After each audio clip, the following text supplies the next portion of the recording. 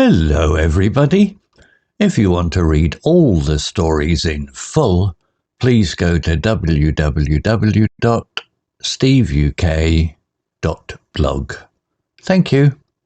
Short Story 637, The Ghost in the House. Upper Beginner.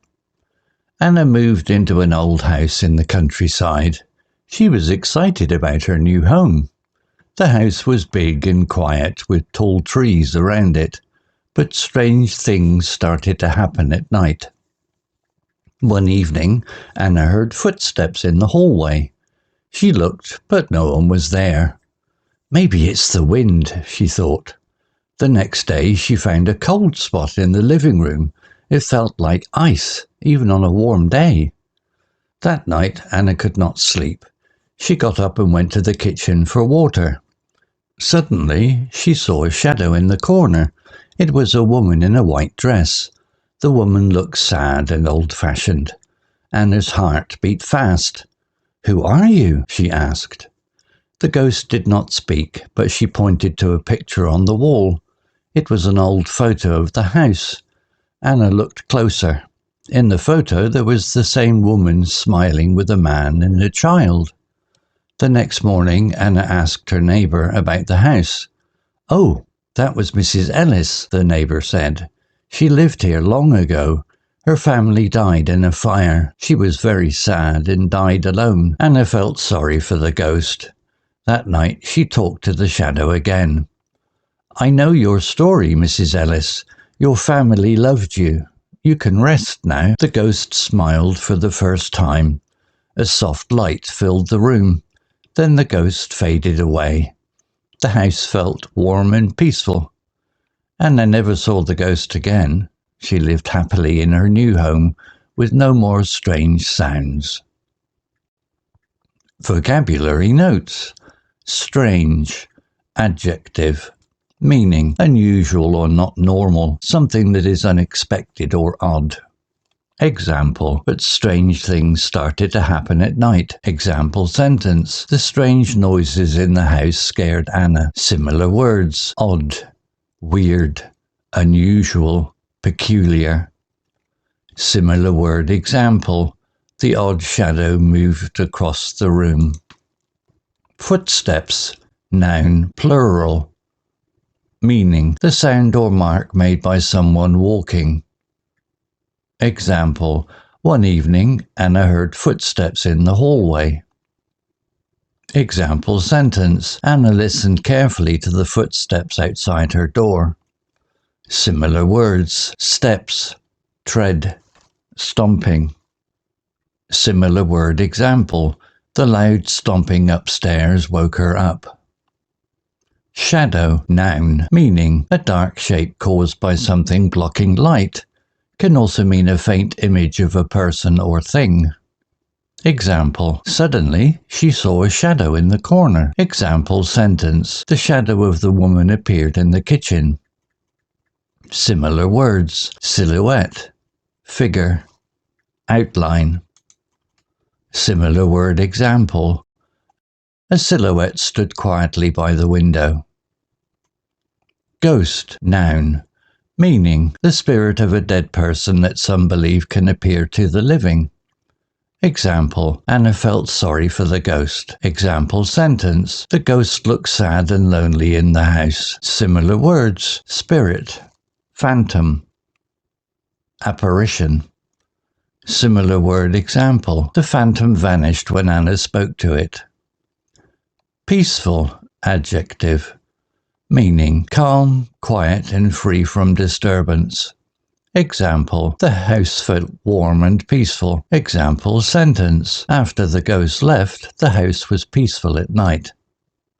Similar words, calm, quiet, serene, tranquil. Similar word example, the quiet countryside made Anna feel relaxed. Story written by Grok AI. Image created by Grok AI. To read all the stories in full, please go to www.steveuk.blog. Thank you.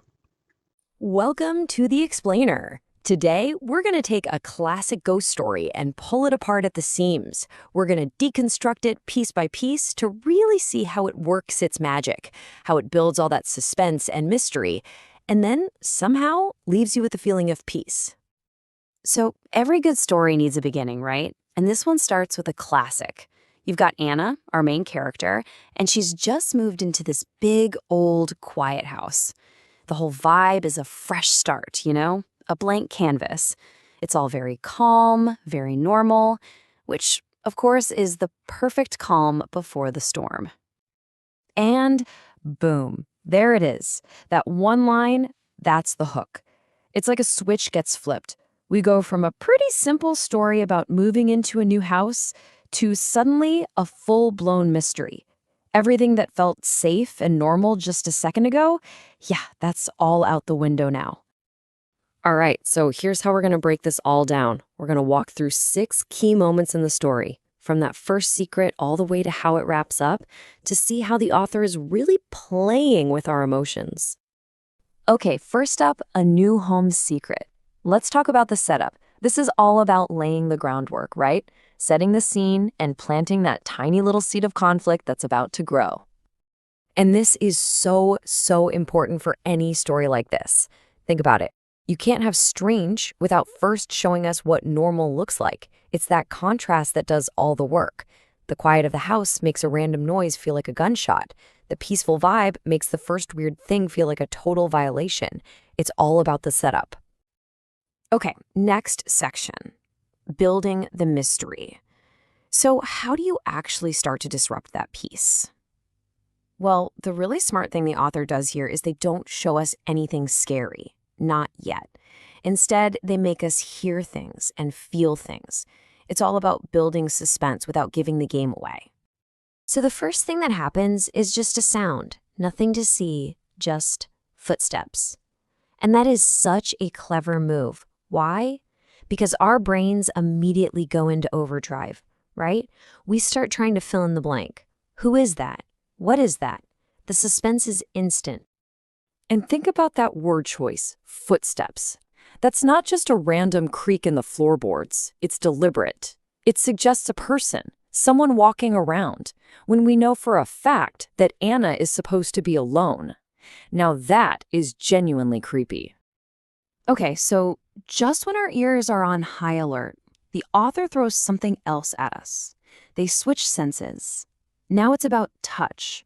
This weird, unexplained cold spot. And that just makes the whole thing feel, well, more real, more physical. It's not just a sound anymore. It's something that's actually changing the room. The plot is definitely thickening. All right, this is it. Section 3, face to face. This is the turning point for the whole story. All those little hints, the sounds, the cold spots, they're about to lead to something way more direct. It's time for the confrontation. And here it is, the big visual reveal. After all that teasing with sounds and feelings, we finally see something. It's not some crazy monster, just a shadow. But that's all it takes, right? It's the confirmation. Anna is 100% not alone in that house. Again, the word choice here is just perfect. Shadow. It has a shape, but it's not solid. It's there, but it's not defined. That ambiguity is what keeps the fear cranked up to 11. We know something's there, but we don't know what it is. And then Anna does something huge. She asks a question. Who are you? This is a total game changer.